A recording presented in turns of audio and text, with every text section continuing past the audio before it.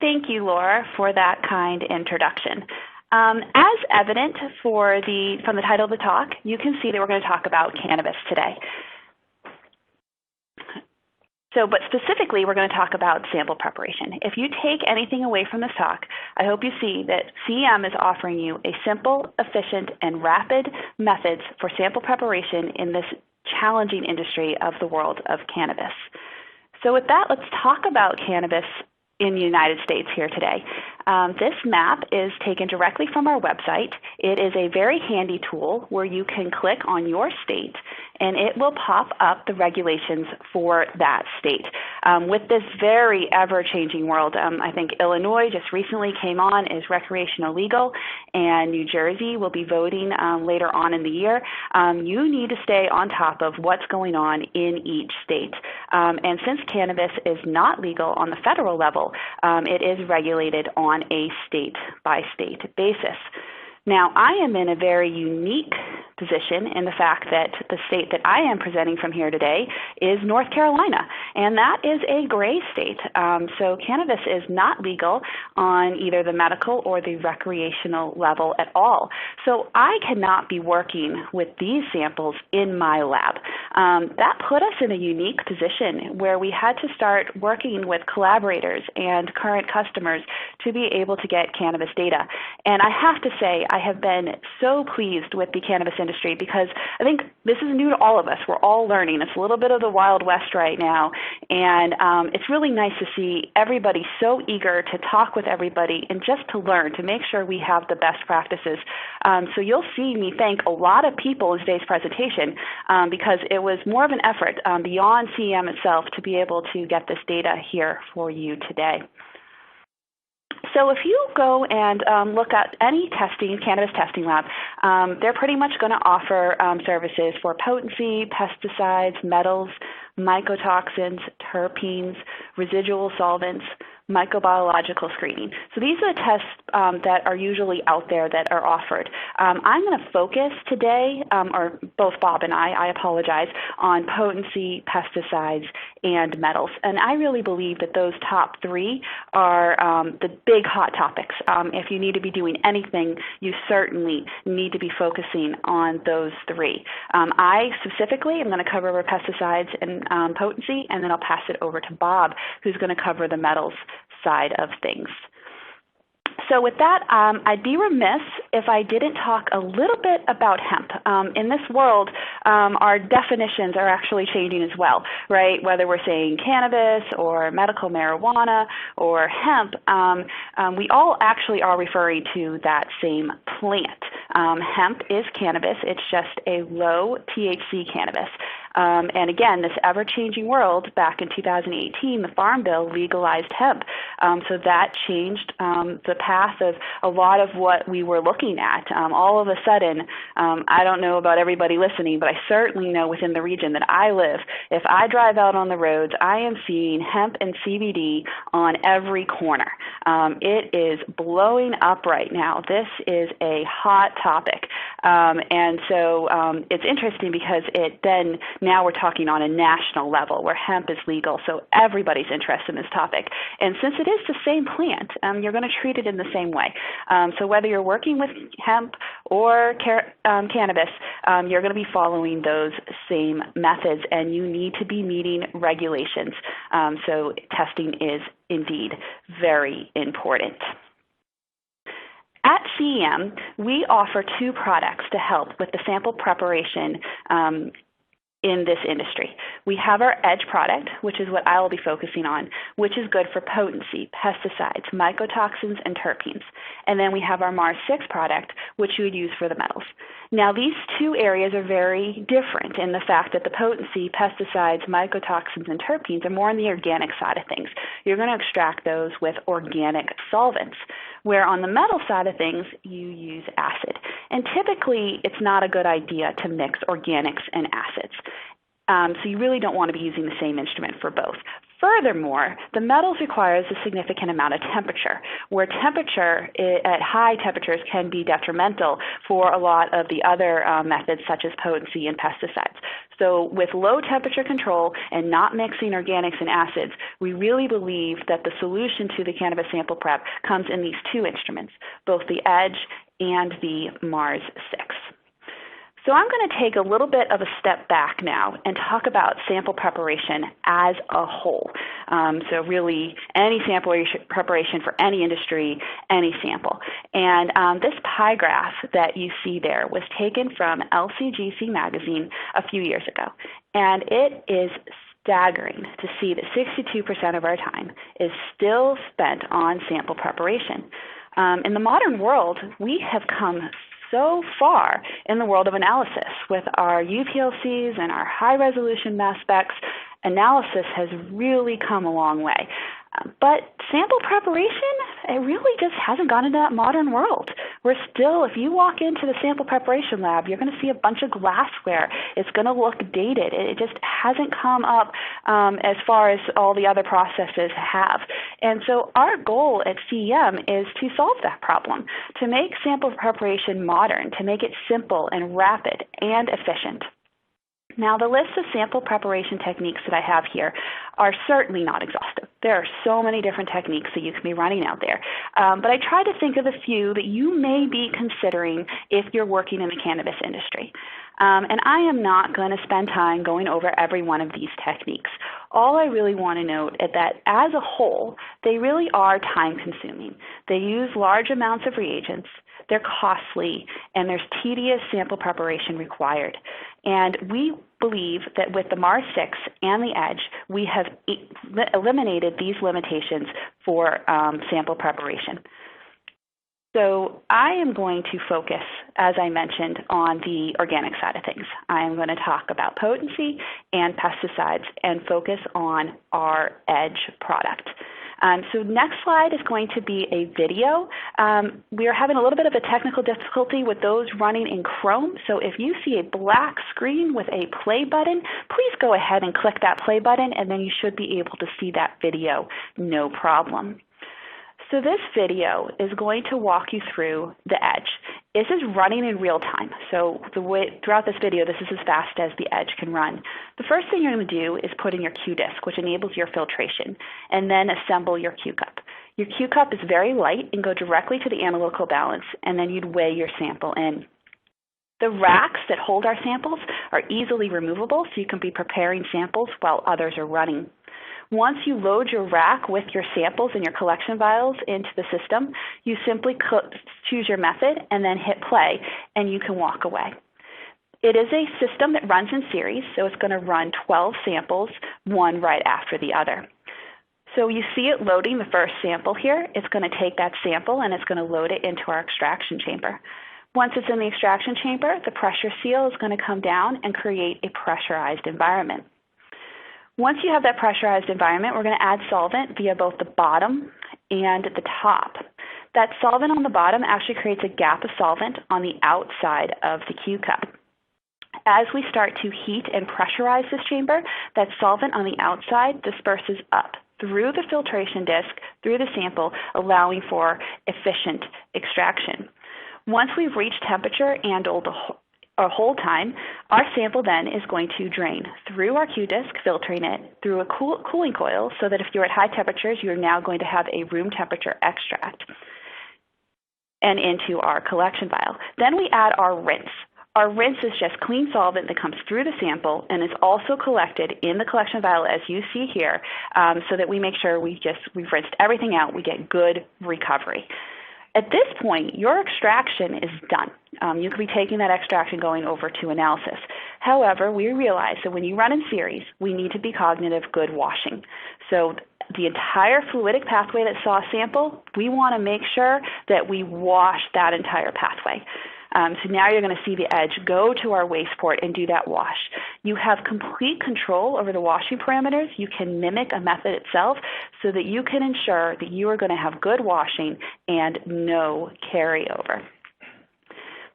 So once the edge is completed, it would then move on to the next sample, or you would have a completed rack. You'll see Brittany come here, grab that rack, and she could go head over to analysis. One of the feel-good things for me is that that extracted sample, if you take it and you look at it, it is completely dry. So that sample just moments ago was in solvent, and now it's bone dry. That just tells you, okay, we got everything. We've covered everything. And then you've got your extract that you can go directly to analysis. So now that I've introduced you to the edge, you have a visual. You know what's going on here. And so let's talk about it in even more detail throughout the rest of this talk. But let's take a little bit and look at cannabis. So it is a complicated plant. Just the plant itself is complicated. It's very waxy. It's difficult to deal with. But then if you take it, if you can think about it, that product exists now, right? We've got this in oils and extracts, edibles, health and beauty products, the soil itself. This world is very broad. There are a lot of different types of samples that we're having to deal with. And that really complicates the problem. This is difficult. This is challenging. And what I'm offering here is that regardless of the sample type, we're going to treat it in the same manner on the edge. So whether you're working with a brownie or the cannabis plant, you're going to be able to prepare it and run it on the edge with one simple method. Now, when you have such a variety of different analytes you're looking for in different matrices, any method that is multi-matrix, multi-analyte is going to be appealing, right? And so when people look in this product, one of the methods that they tended to come to a little bit more than some of the others is the catcher's method. Now, I am not going to focus on all the details of catchers, but I just wanted to introduce it because it's probably one of the more commonly used methods for sample preparation with the cannabis plant. And I understand why, because it's multi-matrix, multi-analyte, so it's appealing. Catchers at the heart is a two-phase process. It is a salt partitioning extraction followed by dispersive SBE cleanup. Now, that salt partitioning extraction, that's an exothermic reaction. So it generates heat. And what we're learning in this cannabis industry is that heat is not our friend. And it can lead to degradation of some of the products and the pesticides that we're looking for. That's maybe not the most applicable method at this point simply because of the heat. But furthermore, if you look here, here's just this salt partition extraction. So you would then take an aliquot of this and then do cleanup to finish up the catcher's process. But the AOAC approved method for catchers calls for 10 to 15 grams of sample. What you have pictured here is 2 grams of sample. And you simply could not run 10 grams, nor would you want to run 10 grams of a cannabis sample. So even at the heart, you need to start adapting this method to this product. It tends to be really messy and difficult to work with on this platform, and we're able to avoid all of that with the edge. So I want to focus a little bit more on the benefits of the edge. It truly is simple setup. As we go through this presentation, I'm going to walk you through every step that you need to do. And I want to do that because I want to emphasize how simple it is. And I want you to be able to come back, refer to my slides, and be able to repeat this process. It is not complicated. And so that's a big bonus. Also, extraction time is very rapid in that it's going to be less than 10 minutes. We use minimal amounts of solvent. I mentioned a little bit about that precise control of temperature. So with that catcher's reaction and that exothermic reaction, you have no control. But here on the edge, temperature is an option, not a requirement. And you could run at room temperature if you desired. So you have complete control, and you can control it at a very low temperature. And all of that leads to a very efficient extraction. So I told you I was going to give you all the details. So let's talk about how you would prepare your cell.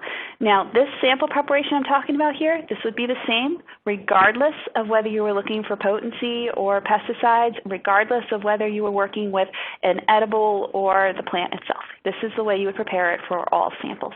The first thing you need to do is assemble the Q-cup. And I'm going to zoom in a little bit here because the filtration disc is a really crucial part. And we offer a wide variety of different Q-Disc here at CEM, but I really feel that our G1, that is a glass fiber 0.3 micron filter, is the best for these types of applications.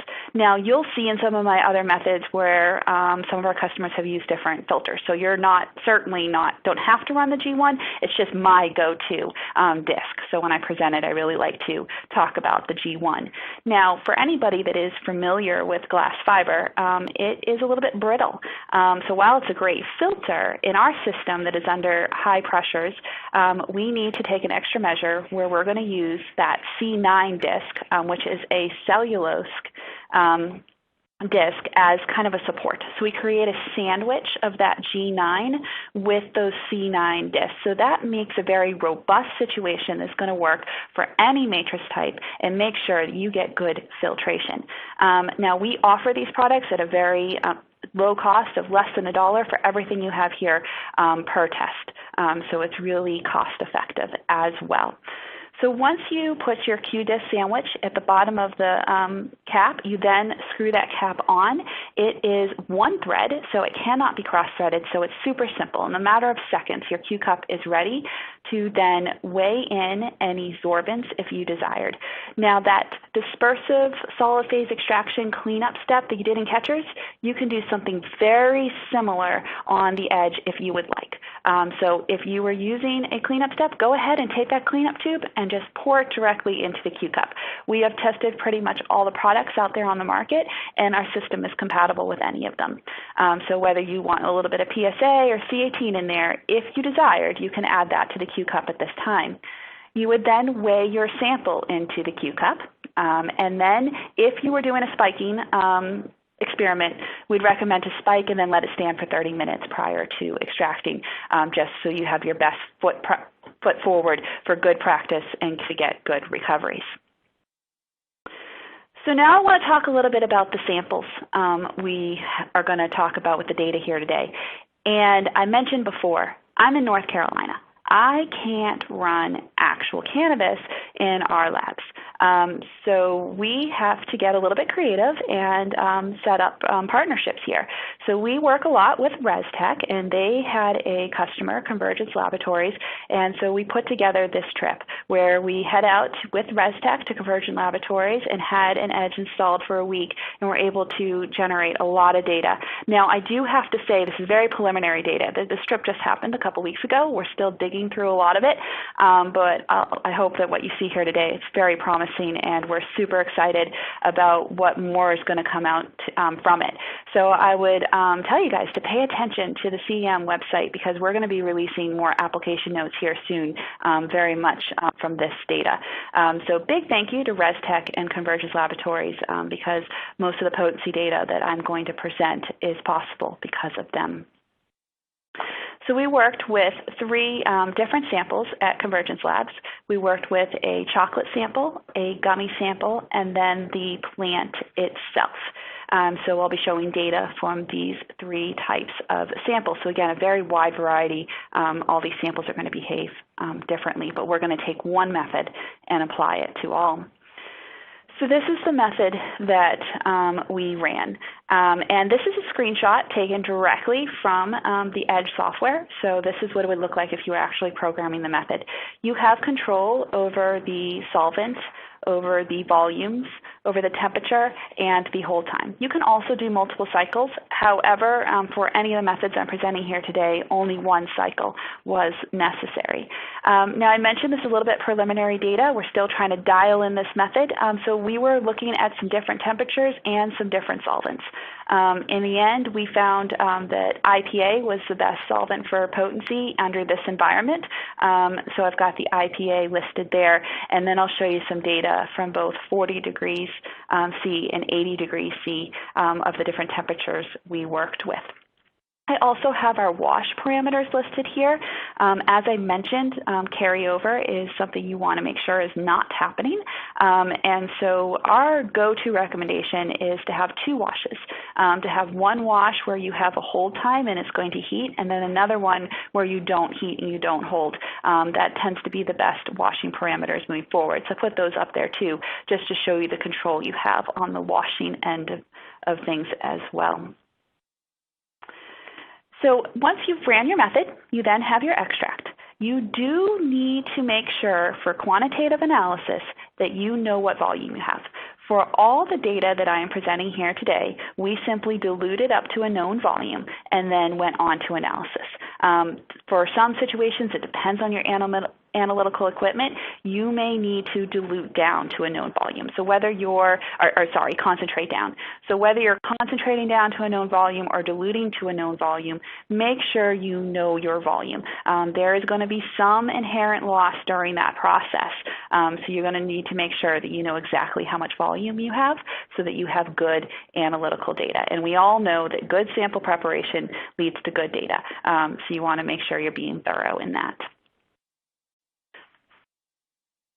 Here is a chromatogram. Again, this was done out at Convergence Labs, so they shared this with me. We were using UV detection here, and you see that we see all the cannabinoids and we get good separation. So we're able to identify the cannabinoids and be able to see their presence. If we look at the data, I mentioned that we were going to look at 2 different degrees, 40 degrees C and 80 degrees C for running on isopropanol. And the take home here is to really see that across the board, we have very similar data for the different cannabinoids at the 2 different temperatures. But if you start to look at the reproducibility, it was more reproducible at 40 degrees C than it was at 80 degrees C. So, that kind of shows you that need for higher temperature. It's really not there for, in this case, the potency that we're looking for. And so why run at those higher temperatures when you can control it at lower temperatures and you can get more consistent, better results for these cannabinoids? And just to clarify, this was in the flower itself here is the sample matrix that we were working with. When it all comes down to, you want to know your total THC present, right? That's probably the biggest factor that everybody needs to know. And when we were working with Convergence Laboratories, the chemist there said, I think our hand method might be reaching saturation. And this is before we ever did anything on the edge. So interestingly enough, when we ran it on the edge, we still got consistent values, but we got consistently higher values, indicating that they were probably correct in the fact that they were indeed reaching saturation with their hand method. And obviously, we want to make sure we have accurate numbers of THC here, and I think a lot of people are looking for those higher values as well. So having a method that you can depend on to give you accurate results is really an advantage. So I mentioned we have, we're working with a lot of different people. Up till now, we've talked about the data coming out of Convergence Laboratories and that collaboration with ResTech. But we have a customer, Express Toxicology Services, that was also willing to share their method and their data with me. So a huge thank you to them as well. And in this case, their method was a little bit different. So again, you've got some control. You can dial your method in for your samples and your environment. In this case, they found methanol was working the best for them, and they actually are running at a higher degree. They're running at 90 degrees C. It's up to the customer to make sure that they've got the method that they're happiest with. We saw a very similar story here at Express Toxicology in that when they took the edge method and they compared it to the hand method, they were able to get higher recoveries for the edge method than they were with their hand method. So they were very satisfied with this and got a really rapid and efficient method to be able to get this data out. So now going back to Convergence Laboratories and talking a little bit about those edibles. So I mentioned that we were going to run gummies and chocolate. And in this case, we compared it against the catcher's method that they would typically run for this. And what we see, again, is comparable results. So regardless of whether we were looking at the gummies or the chocolate, we were able to achieve comparable results with the Edge. And that was the story at Convergence Labs. So I'm just talking about the potency and the cannabinoids here today, but we ran potency, pesticides, and mycotoxins while we were out there. And for everything we ran, we got comparable or better results. So they were very pleased with all of that. And we talked a little bit about that catcher's method and the complexities and just the inherent fact that it is a manual method. So here we're giving the option of automation with the Edge, and we're able to achieve equivalent results. So again, all this data, thank you to these people that were able to provide it to me. But we want to be able to run it in our labs too, right? So we can't run cannabis, so we started with hops. And as we were talking to our customers, it was validating, and that they also often use hops as a representative matrix as well. So we started initially working with hops and spiking and making sure we got proof of concept that we can get good recovery. And if you want to go on to our website, we have application notes out for our hops data. We also worked with oregano, which is another representative matrix. So you can see all of that data, all the recoveries and RSD values will be in those application notes. But our world changed when the Farm Bill passed and we were able to start working with hemp.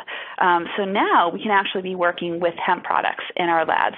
And we connected with a local hemp farmer, Brad Todd, and he has been not only educating us about this business, but really providing us samples as well. So that's been a great relationship, and I really look forward to what that relationship will be in the future as well. So these are ongoing experiments now where we are working with hemp in our lab. So again, I'm excited on where we're going to be able to do working with those products. So this is going to conclude me talking about potency, and now I'm going to move into talking about pesticides, and then I'll pass it over to Bob. So pesticides, again, another big topic. And they're everywhere. You know, if you just look at these pictures here, you just see, you know, we all know that these are out in our environment. And honestly, pesticides get a little bit of a bad rap. To be honest, they do a lot of good too. But they're present, and in this world of cannabis, we're having to regulate them at very, very low levels. So we need to make sure that we are doing very good testing in this sector. Here is the Edge method for pesticides. It is very similar to the potency method. One of the big differences is we do use a different solvent. So acetonitrile with 1% acetic acid is the most commonly used solvent for pesticides, and so that works really well on the Edge. And again, we're going to keep that temperature really low. Specifically for those pesticides, they start to degrade at higher temperatures, and you really need to keep that temperature low to get good recoveries. Up to this point, I really have not talked much about cleanup other than it's an option. I like to put this picture out there, though, because it shows you what cleanup can do. Here you see on the left where we did not use cleanup, and you see that layer of lipids there on the bottom. And then when we did use cleanup, you see that layer is no longer there. So the cleanup, it's doing something, right? It's cleaning up what it's supposed to be. But I would caution you with cleanup in the fact that sometimes it holds on to some of the analytes that you will be looking for as well. And you don't want to be losing analytes. So it really comes down to your analytical equipment and the analyte site that you're looking for to choose the best cleanup for you. And some of the methods we've been showing, data we're showing here, cleanup was used, and then others, cleanup was not used. So just want you to know that it's an option, and if you have any further questions regarding what type of cleanup to use, CEM would gladly have a conversation with you and help you with that. I mentioned before, you need to prepare for analysis. You need to make sure that you have a known volume. So on the left there, you see the bright green extract. So that is our cannabis extract. And for the world of pesticides, they are both, some are GC amenable, some are LC amenable. This was taken out of our the data that was done over at Convergence Laboratories. And what they found for their analytical equipment is that going into the LC, they did not have to do any cleanup. But when they went to the GC, they did do some cleanup. So they actually did a little bit of cleanup for the GC samples, and then they went direct to analysis for the LC samples. The data that I'm presenting here today was shared for us, and they were using whatever equipment they had in their lab. But again, for me, to keep me honest, I like to at least show you an analytical method that is applicable to the topic that we're talking about. And so what we have in our lab is the water's acuity age class with a Zevo TQD.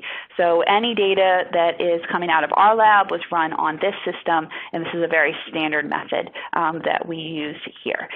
So again, I just want to keep me honest, make sure I'm presenting everything I can to you. And in the same rule of thought, I like to show you the chromatogram as well. Now, when we saw the chromatogram of the cannabinoids, that was UV detection. So separation was really important there to make sure we could identify each peak. In this case, we're looking at MRM transitions. So we really want to make sure that we've got good peak shape so we get good data back for the specific pesticides. Now, this is a very simplified chromatogram because obviously in the world of pesticides, we are looking at hundreds of them. And so just for representative purposes here, just pulled out a few pesticides to show you the peaks of. So again, I'm going to thank yet another customer. So in this case, it's going to be the Washington State Department of Agricultural, Chemical, and Hop Laboratory that did this study for the pesticides for us.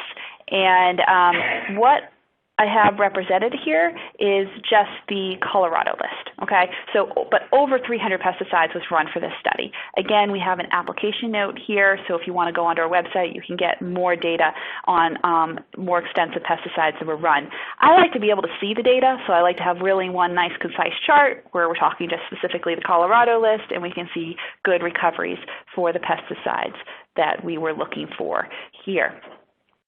So that pretty much concludes my talk. I hope you've seen that the Edge is a good option for potency, the Edge is a good option for pesticides, but furthermore it can be used for those mycotoxins and terpenes as well.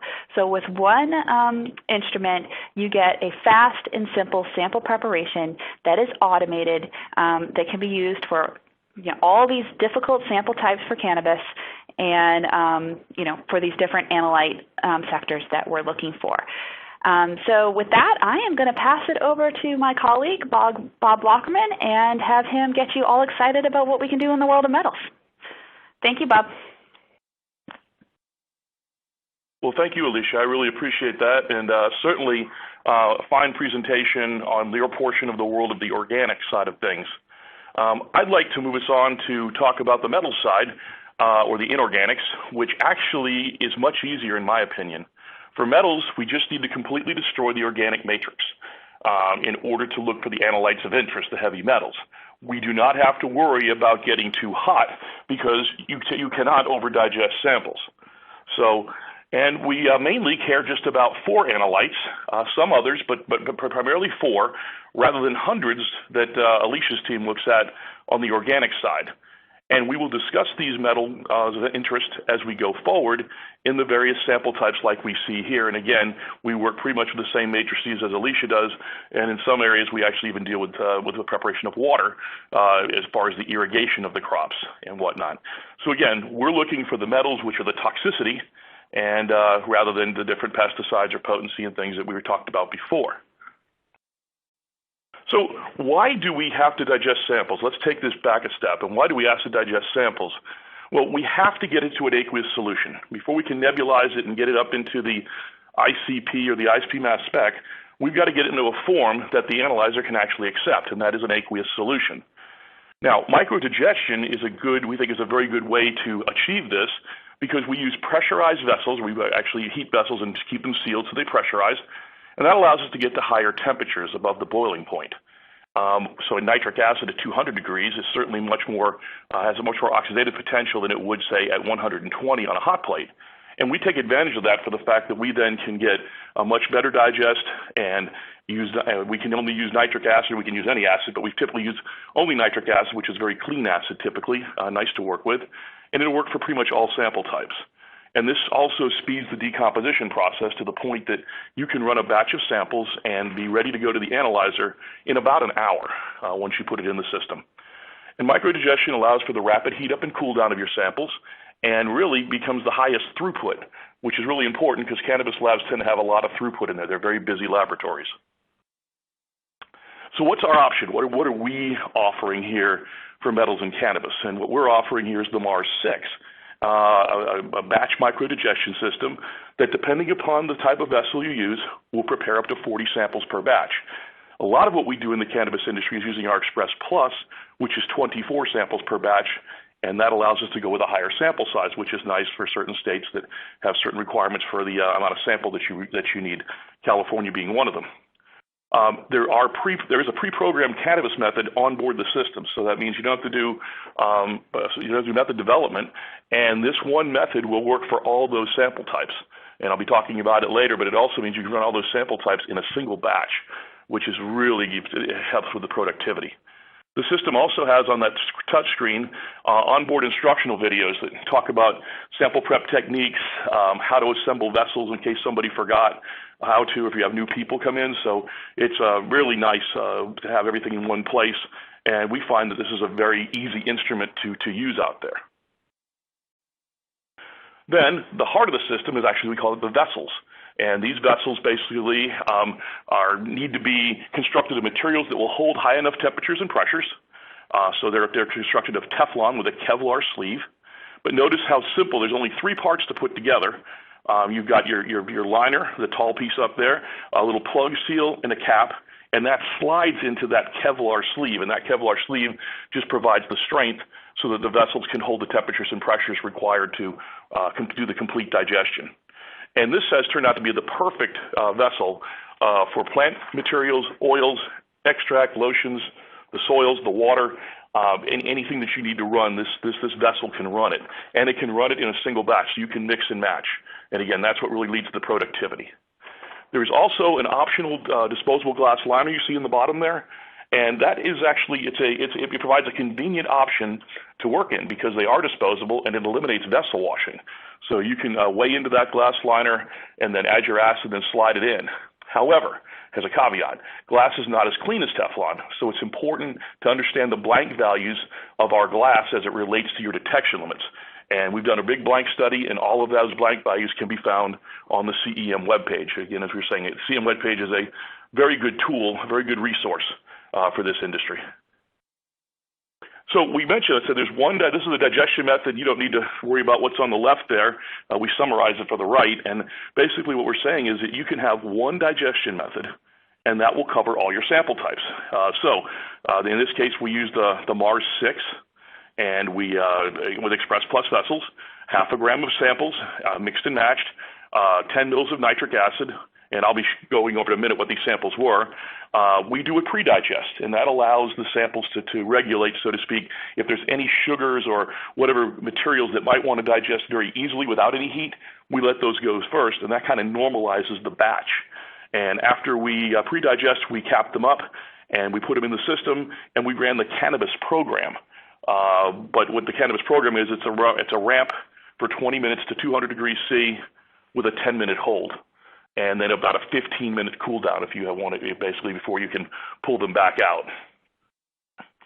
Now, as Alicia mentioned, we're a gray state, so we can't be running cannabis in our lab.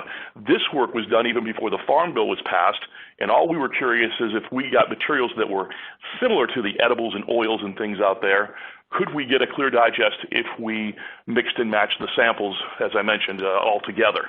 And so this is quite a variety. We do gummy bears, mints, we did pretzels, chocolate, brownie brittle, some raisinets, chocolate raisins, coffee cake.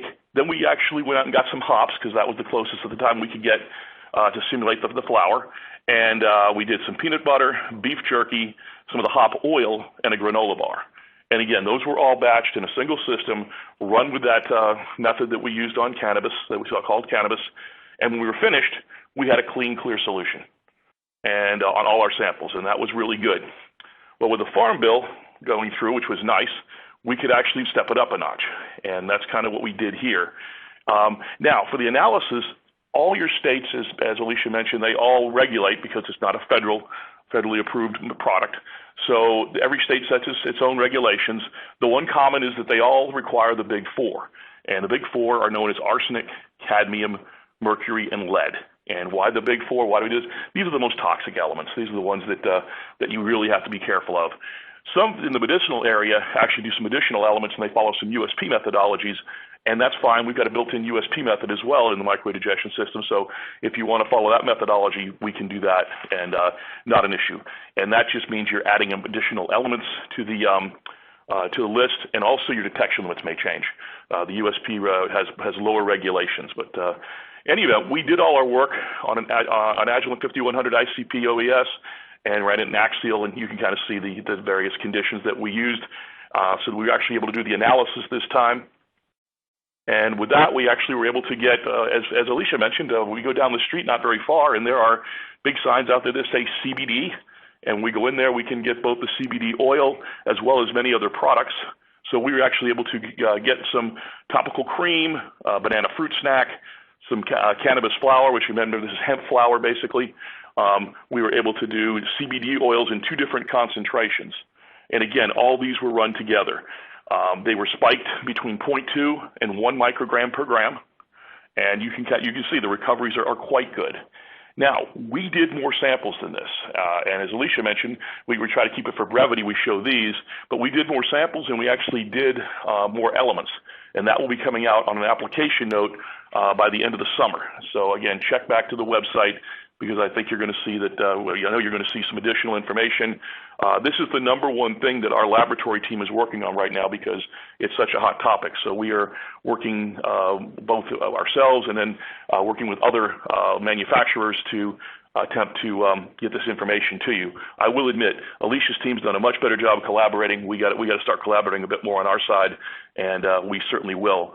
And the local grower, Brad, is being real helpful to our group as well, so we really appreciate his assistance. So now we also did the total recoveries, and as you can see, the recoveries are very low. That's good. You don't want recoveries of these elements. If you're going to get a lot of these elements, you're going to be out of compliance. And just for reference of that, you can again see the arsenic, cadmium, mercury, lead. And then if you look down below that second chart, that is the action levels for the state of California medical. These actually are, as our chemist who did the work pointed out, they're higher limits than what you would see for typical USP requirements. But again, most states do not require the USP. So what we see here is your action levels are that 1.5 for the edible products for arsenic, so to speak. If you look down one below, the inhaled is much lower. And of course that makes sense. It's directly into your lungs, into your body. And then topical has the least medical action at 3. And so they always have the action levels depending upon how the product is going to be used. So we were happy to see that obviously the products that we purchased were well in compliance with any regulations that the state would put out for these heavy metals. And again, we've got more data that will show up here in our website on an application note, and our target on that is the end of August. So again, it's good to be able to work with products that are more similar. So let me summarize the digestion side of the world then. And again, as you can tell, our side is a lot simpler, and therefore our presentation times are a lot shorter. The digestion summary is the Mars 6 yielded clear digestion of many or most all the ones that we did, cannabis, hemp products. I'm sure there's some out there that we'll have to do some checks on, but we really try to work on a wide variety of materials that would be higher in fat, that would be higher in sugars, that were crystalline form, all types of things, so that we were putting the system to the test. And it basically meant that we could do all those in a single batch using one vessel, which is nice. So we simplify the process for the fact that all cannabis sample types require just one system, one vessel type, one method, and can be batched together. And that is a real advantage out there. That really simplifies things, and that's one of our goals. We got to simplify this so that you can get to the analysis side. We offer the highest throughput, at least in terms of microdigestion, for the busy cannabis labs. You're going to be able to process samples faster than you are using any other method as far as sample preparation for metals analysis. We had great spike recoveries, as you could see, and the reproducibility of our unspiked, of our just samples, were extremely tight. So the analysis was good. In order to get analysis good like that, you have to have a good digestion in place. You have to destroy the organic matrix. That's really the key. The better you destroy the organic matrix with those higher temperatures, the less interferences you're going to have on your spectrometer, and therefore the better chance for good analysis. Kind of wrapping up a little bit, one thing that's important is the CEM, we've been out there for a while. We're closing in on 40 years. And so therefore we have a large number of people in the field, whether they're field specialists, technical sales representatives, or field service. So if you wanted to see some equipment in your laboratory, we can do that. We can bring that in and demonstrate. That's not a problem. All the reps have equipment that is available for demonstration, which is nice. And then also a lot of those docs are the field service people, which we hope you never have to see. But just in case you do, they're there. They're right near you. They're going to get there very quickly. And the service offers actually 24-hour telephone support. So somebody's always on page, if you have a problem in the middle of the night, so to speak. So we're there to support you. So again, to wrap it up, it's cannabis sample prep, as Alicia said, made simple. Whether you're doing it on the organic side with the Edge or the metal side with the Mars 6, we think we've got a really good opportunity to make your life simpler, and we have two good products to meet the need. So with this is going to conclude the presentation portion of the webinar. So thank you.